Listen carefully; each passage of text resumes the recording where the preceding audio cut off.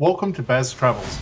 After driving 14,826 kilometers through 24 states and Washington DC, I've seen rocket launches to the Grand Canyon and Hoover Dam. I've explored Route 66, ghost towns, deserts, snow, and beaches on both coasts. From Vegas casinos to Alcatraz, the White House to Hollywood.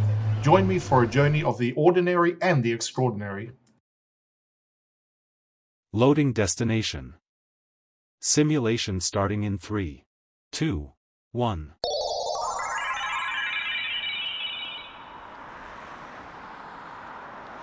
To look around, move your phone or tablet. Click and drag if on a computer or move your head if using a VR headset. Please like and subscribe.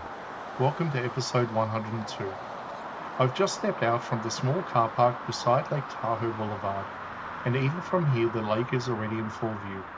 There's no forest to hide it, just a few scattered pines, the open sky, and the sweep of Dorado Beach stretching out ahead. The air is cold but clean, and the light has that bright, high-altitude sharpness that makes every color pop.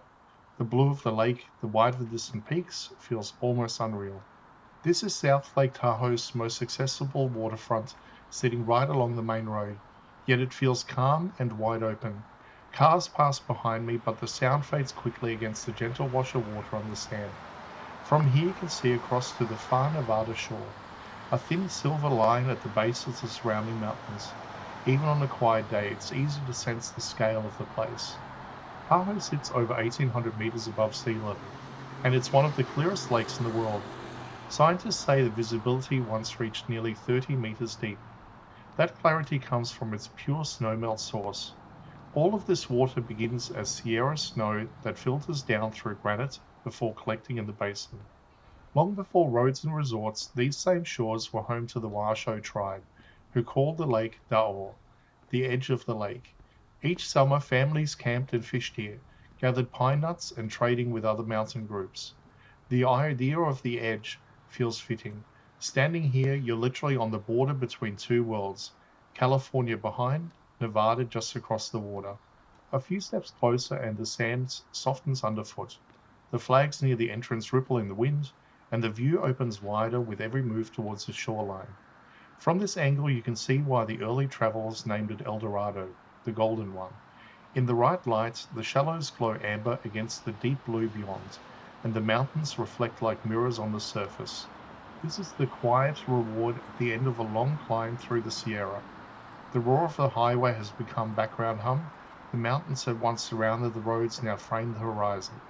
Here at El Dorado Beach, the journey finally meets the stillness of water, a perfect pause before the next stretch east.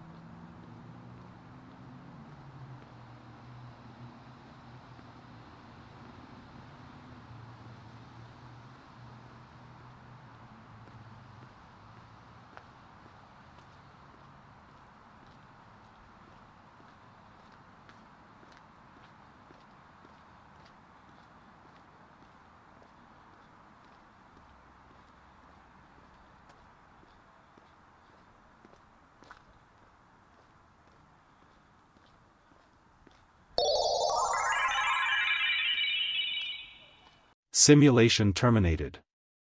Please comment, like and subscribe.